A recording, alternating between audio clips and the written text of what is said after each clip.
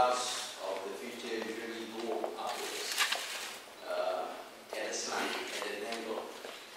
But sometimes, of course, it goes downwards if you are not very careful about the future.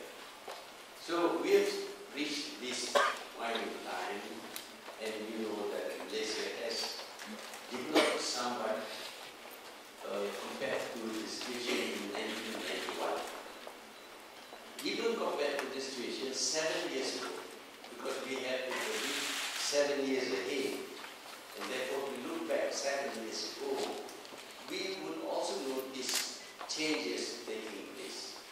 And if we plot the graph according to the changes, the character, and the situation that you find along the last 7 years, and you go on to the year 2020, you will think that, well, it is going to be along the same path. Therefore, if we notice that we have grown since the last 7 years, the chances are that we will grow in the next 7 years also.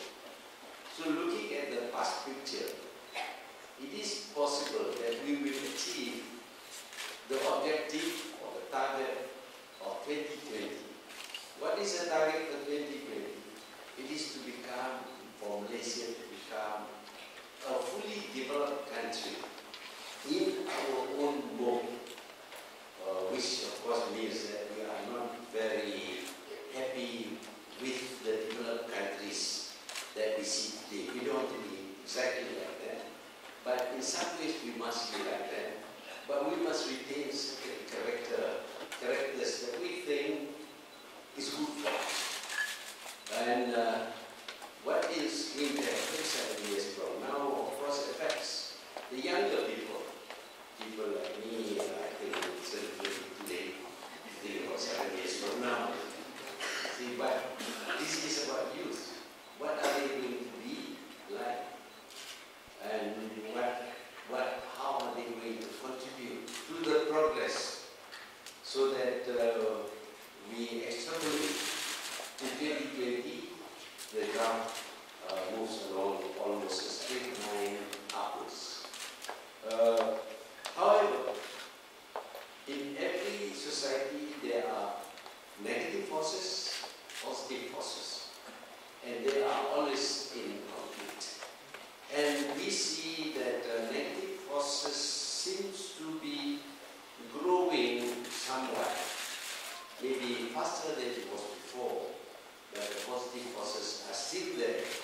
And the positive forces, if we nurture the positive forces, then we will probably achieve Vision 2020.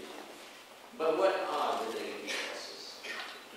We see a little bit of collapse in human society worldwide, and that is reflected also in Malaysia.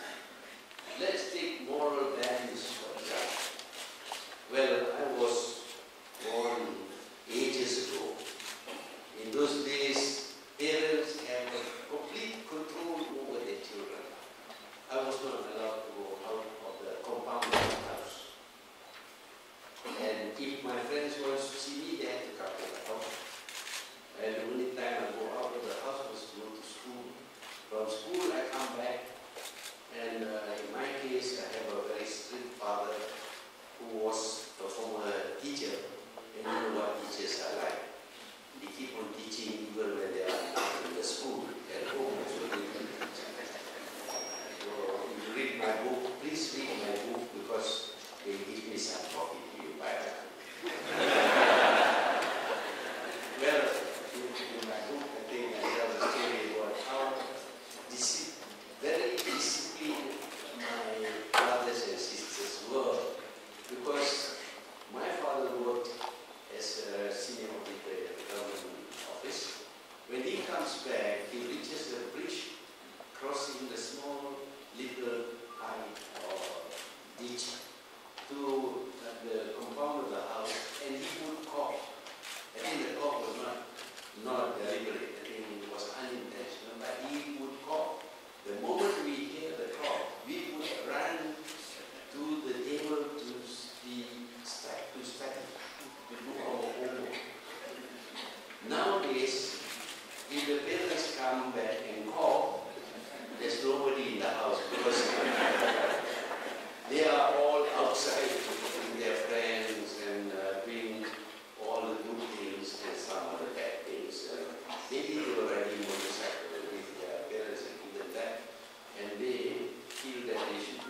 stunts on the road. And we qualified to enter the group of people known as Mahathir. In my case, no Mahathir. We were all very, very disciplined in the house. We know when to study. We eat at home, never outside. I never go to any restaurant at all. When I was small, we eat with the family together. We were always a close, neat family. And of course, all the time, they keep teaching us what is right, what is wrong, what is good, what is bad. We need to know this because we have to grow up to become useful citizens. This is bad, don't do it. This is good, do it.